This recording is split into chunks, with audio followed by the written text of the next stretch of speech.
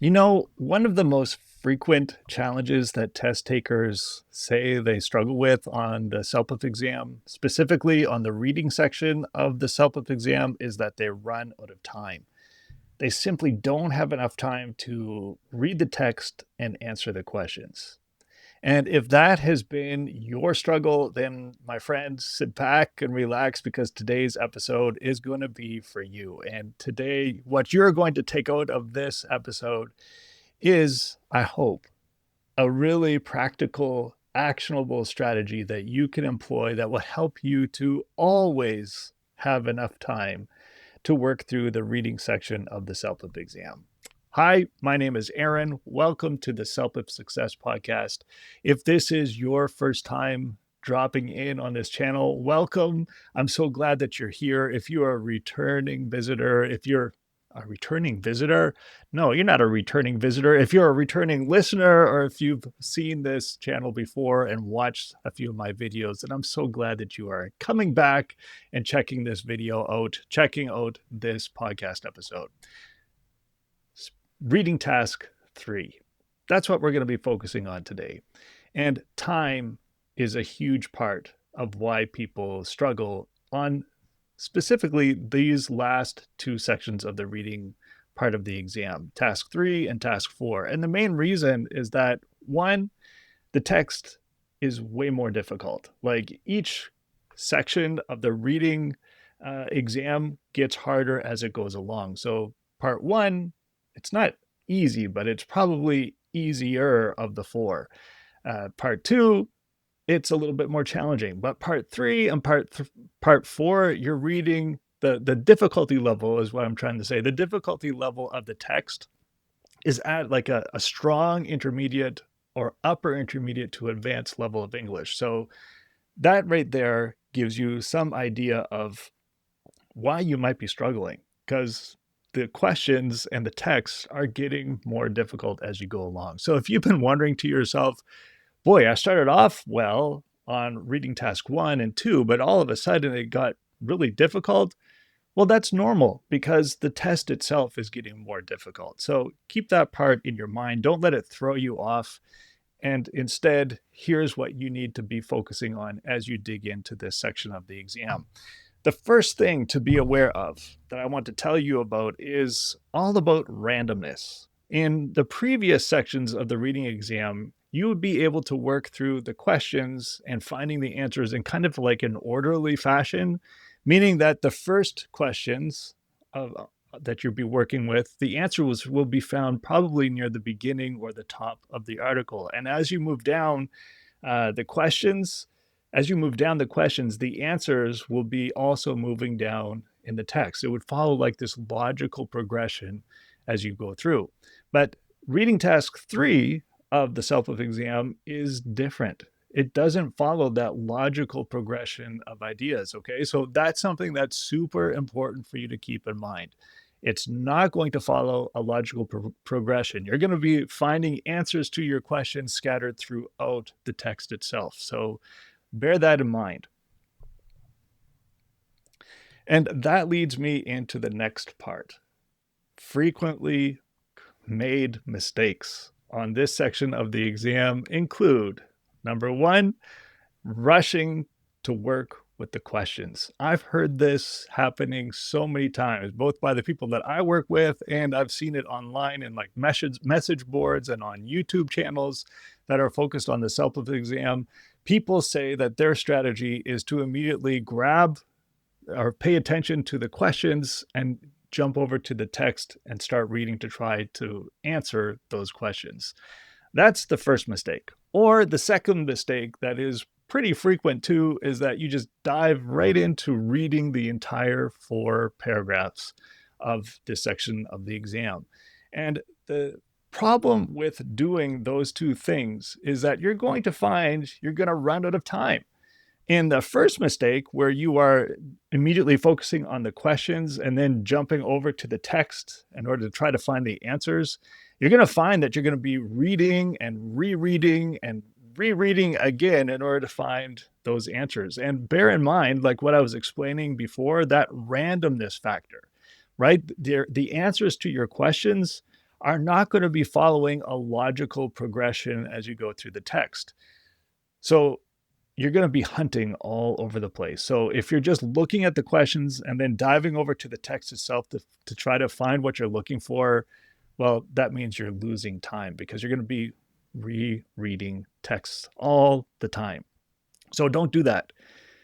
The second part, where you just focus on reading the text first and then focus on trying to answer the questions, what you'll probably find is that because the text is more challenging than other texts that you were reading, your reading is probably going to go a bit slower because you're going to be finding words and phrases and ideas that might be beyond your current level of English, or you're going to find new words or new phrases that you had never seen before.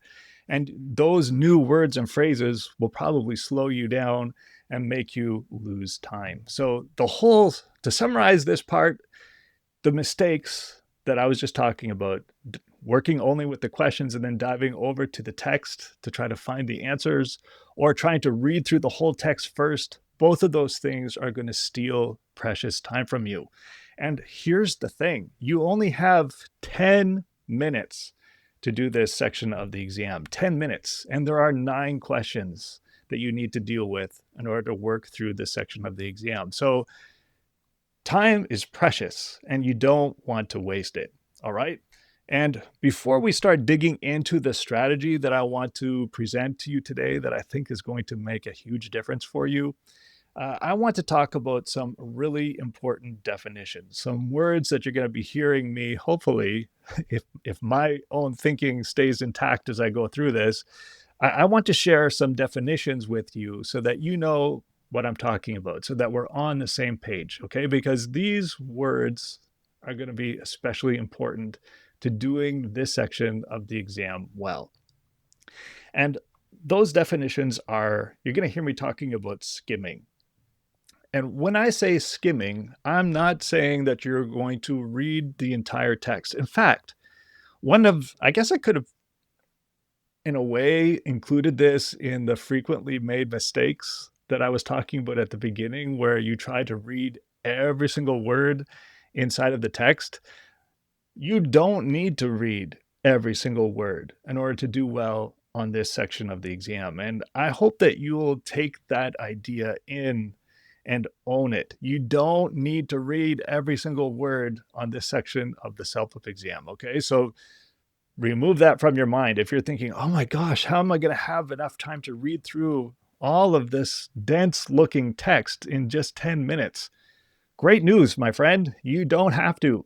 But what you do need to do is get really good at skimming and scanning. And we're going to talk about that right now. So skimming is not reading every word, but instead you are looking at, let's say, the first paragraph, and you're just letting your eyes quickly pass from sentence to sentence. And all you're doing is looking for key words. You're looking for important words that kind of might point to what the whole idea of that paragraph is all about. And I've actually got a definition here of what a keyword actually is. It's something that is specific, it's something that is important, a word that is important or vital to the meaning of everything going on in the paragraph. So it's telling you what this paragraph is all about. So they're really important words that are usually like nouns or dates, times, things like that. People's names, country names, things like that could be considered a keyword. So we're looking for specific, important, or vital or meaningful words that help draw out what that text or what that paragraph is all about. And when you are looking for keywords, because that's going to be a really big part of this strategy that we're going to be sharing together today, you'll probably find most of what you're looking for in the very first sentence of each paragraph. Not always. There's always exceptions, aren't there? But most frequently, you're going to be able to find a general idea of what that paragraph is all about by just looking at that first line of that paragraph. And the reason is that first line is called a topic sentence. And What I mean by a topic sentence is that the whole goal of that first line, in most cases, is to tell you what the rest of the paragraph is going to be talking about. It might not say something like, this is what the next paragraph is all about. No, it's not going to be about that, but it will give you some information that is kind of like this is what's going to come here. It's like, and each paragraph, if it's done correctly, should be about the same idea, like talking about the same idea. And when you move on to a new idea, that's when you start a new paragraph. So the job of that topic sentence is simply to tell you what's coming next inside of this paragraph. And very frequently, not always, but very frequently, you're going to find great keywords that you can use in that first part of the sentence. Not in the first part of the sentence, but in that first line of the paragraph. That's where you're going to find probably the most important keywords for that paragraph, like what that paragraph is going to be all about. Okay, so let's talk really quickly again. Skimming, it's all about just letting your eyes quickly float over the text, looking for keywords that would tell you something important about that sentence or about that paragraph. And then when it comes to scanning, that's the other word that's important here. And I don't have it listed up here, but skimming and scanning are the two probably most important things that you need to be practicing and able to do in order to succeed on this section of the reading exam for the CELPIP. And scanning means that you are taking that key word and you're looking in the text itself, like you're taking like a keyword in the question rather, and you are going to jump over to the text and you're going to scan the text for that keyword or a word that means the same thing as that keyword, like a paraphrase or a synonym. So again, in both of those, in skimming and scanning, we're not reading all the text. We're just letting our eye quickly move through the text in order to find specific details or specific information. So that's what scanning is, taking a keyword from the question and we're looking in the text itself to see if we can find that word specifically mentioned in the text or a word or a phrase that means the same thing as that keyword. Hope that makes sense. Okay, so now that we've got our definitions hopefully set in our minds, here's the strategy. You need to build a map.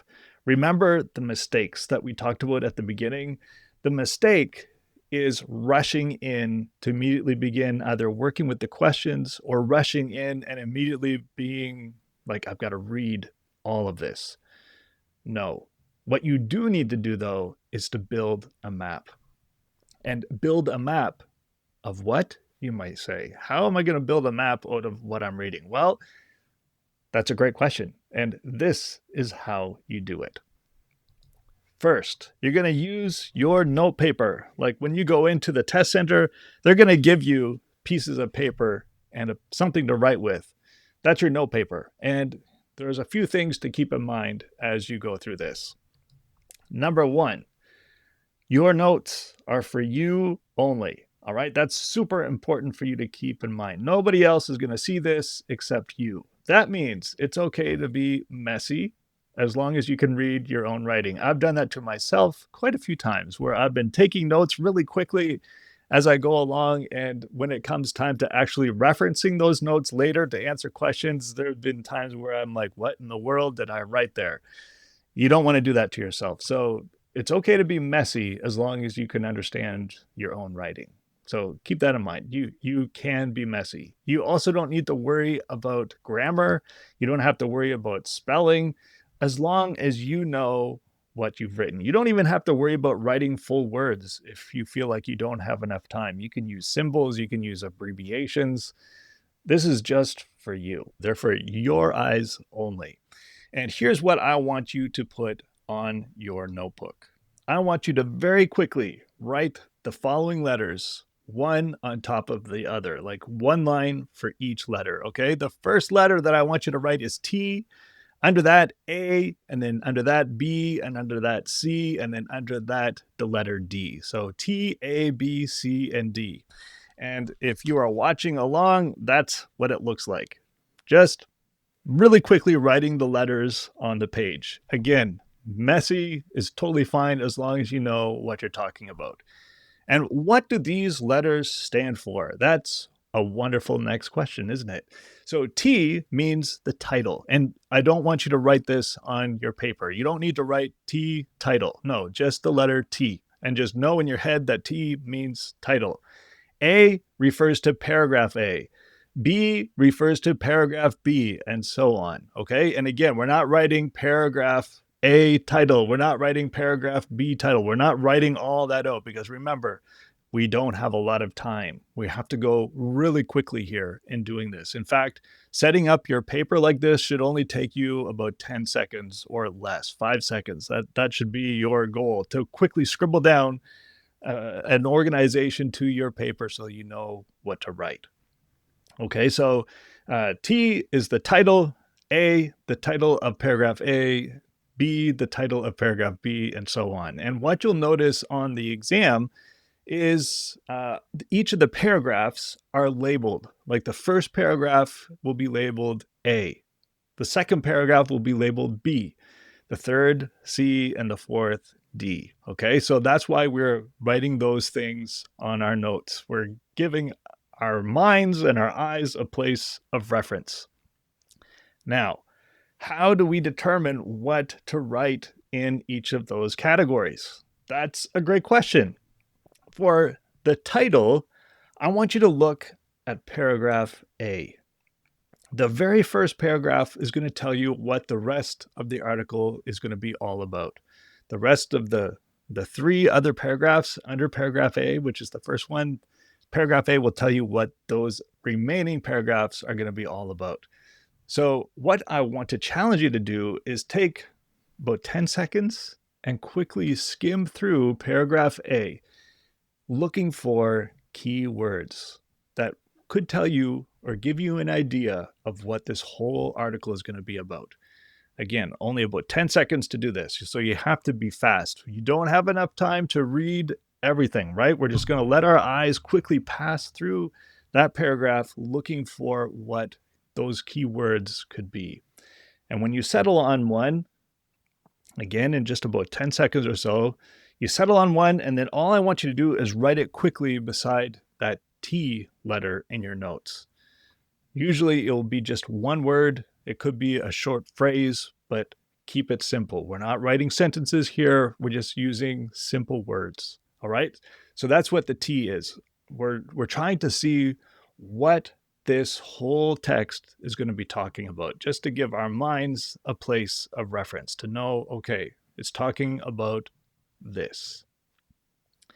Next, we're going to dive into each of the paragraphs and we're going to do the same thing.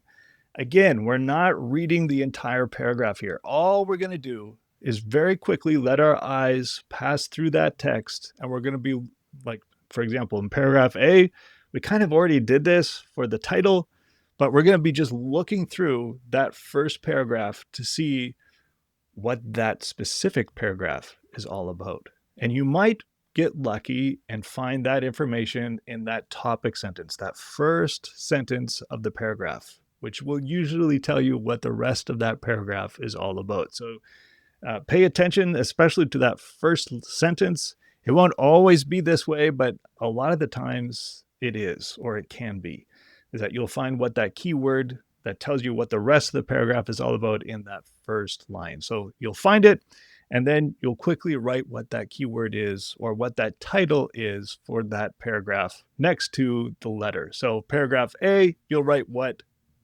you discover, like what that keyword is that belongs to that paragraph. And then you'll do the same thing for paragraph B. You'll quickly skim through that paragraph, looking at first that first sentence of the paragraph for clues or ideas, keywords that would tell you what that paragraph is going to be all about. And you're going to write it on your notes next to the paragraph name.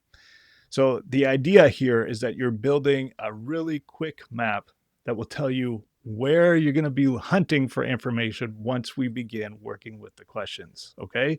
So we're defeating that first mistake that we were talking about. You remember? when we opened up today's episode, we were saying that one of the most frequently committed mistakes on this section of the exam is just jumping over to the questions and then looking in the text itself to try to find the answers. And it's a waste of time because the answers can be scattered all over the place in the text. But if you take about a minute to build this map, and that's all you should give yourself, a minute or less, to quickly build this map, then instead of losing time going through the text again and again and again, trying to find the answers to your questions, if you do a good job of identifying what each of the paragraphs are about in general, you'll know where to begin looking, or you'll have a really good idea of where to begin looking when you're actually starting to work with the questions themselves. I hope that makes sense. All right, so I already showed you what my notepad looks like, right? It's not neat. Yours doesn't have to be neat. And when you're writing in the titles of each of those paragraphs, it doesn't have to be neat either. And again, it does not need to be full sentences. It just should be maybe one or two keywords that will help you to identify what each of those paragraphs are all about. And then finally, now comes where we put all of these ideas together. Once you have your map, and again, it should only take you about a minute or so to build this, so you need to be fast in doing this. I mean, we've spent about 20 minutes talking about this just because we're walking through it together. But on your actual test day, when you're practicing this yourself, you should only give yourself about 1 minute to build your map. So you have the other 9 minutes left to begin working through the questions. And here's what you need to do. You look at the question. Question number 1. We're going to skim that question to see if you can find keywords in the question, right? Important words, vital keywords. That's what we're hunting for in the question. And when you identify an important word in that question, then we're not going to jump over to the text yet. We're going to jump over to our notes, and we're going to use our map to point us to the paragraph where we need to focus to find the answer, or the most likely place where we need to find the answer. And once we know where we need to begin looking, we're still not going to read the entire text. We're still not even going to read the entire paragraph where we're looking. All we're going to be doing is taking that keyword that we identified in the question, and we're going to quickly skim through that paragraph to see if, one, we get lucky and we get a direct match. Like if we see that the keyword being mentioned from the question being mentioned in our paragraph, that would be great. It might happen once or twice, but probably not all the time. Instead, what you'll probably find is a word or a phrase that means the same thing as that keyword in your question, but it's written differently, right? It's something similar, but written or expressed in a different way. That's what you're looking for. And when you find it, if you find that exact match, or if you find the paraphrase or the synonym of that keyword in your question, that's when you're going to slow down and you're going to read around that keyword or around that word or phrase that you found in the text in order to see if what it's talking about right there in that part is answering the question. So you're not, automatically assuming that you found the right answer. You're slowing down, and this is where you will read it a little bit more carefully to see if that is what the question is asking you about. And if it's not, you just move around a little bit more in the text to see if you can find what you're looking for.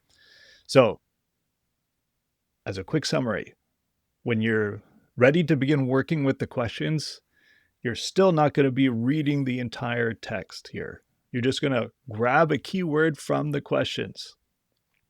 Then you're going to use your map. You're going to pull out your notes, and then you're going to determine where you're going to begin your hunt for that keyword that you pulled from the question. When you determine what paragraph would be the best place to begin looking, that's when you're going to skim again. You're going to let your eye go quickly through that paragraph to see if you can find an exact match between the keyword in the question inside of your text or a word or a phrase that means the same thing, like paraphrased or a synonym. And that's going to be the most likely way that you're going to find your answers here. There are going to be a lot of paraphrase and a lot of synonyms going on. You probably will not have a lot of answers that are a direct match at this point in the exam. So keep that in mind. You're looking for paraphrase and you're looking for synonyms, words that mean the same thing as your keyword. And that's how you will begin working through the answers to these questions. So we've been talking a lot about things that have to do with your vocabulary. Like when we're talking about, finding keywords and working with words or phrases that are paraphrased or synonyms, things that mean the same thing as other words, that could be where you run into a lot of trouble. And one of the things that's super important for you to be always doing so that you're getting ready for this section of the exam, the reading section of the CELPIP, is to be always reading and not just reading the same kinds of things. I always encourage my students, I encourage myself to be reading widely, like not always in the same style, not always on the same topics, not always in the same genres. Like always be stepping out of what you're used to reading. Because when you do that, you're going to be coming across new ways of saying things. You're going to be coming across new words, new phrases. Like a couple of years ago, I've shared this before on the podcast, but a couple of years ago, I had the privilege of working with someone who was a programmer. And they were expert readers about everything that had to do with programming and computers and, data. They had advanced reading skills in this world. But as soon as they stepped out of that world, that was so what they were used to, and they had to start reading about, I don't know, environmental disasters, or if they had to read anything that had to do with other things that were not related to their specific field of interest and focus, they struggled.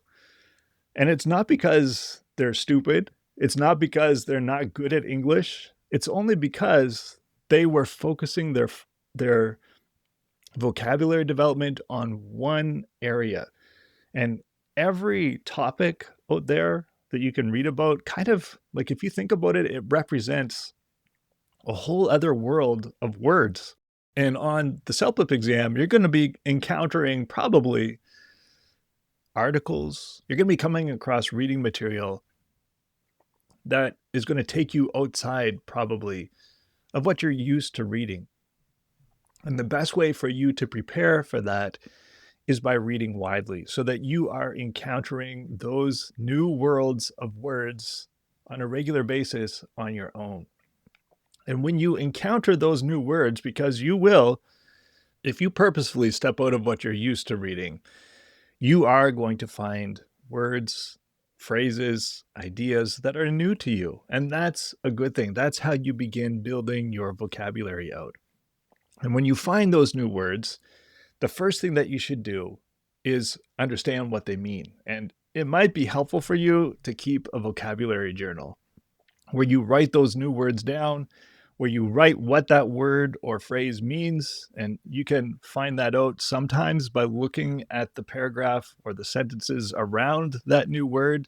Sometimes the context will give you an idea of what that word means. Other times you might have to just go ahead and look in a dictionary, Google it. What does that word mean? And when you know what it means, write down the meaning, and then you try to use that new word as many times as you possibly can. In your conversation, in your writing, try to use your new word.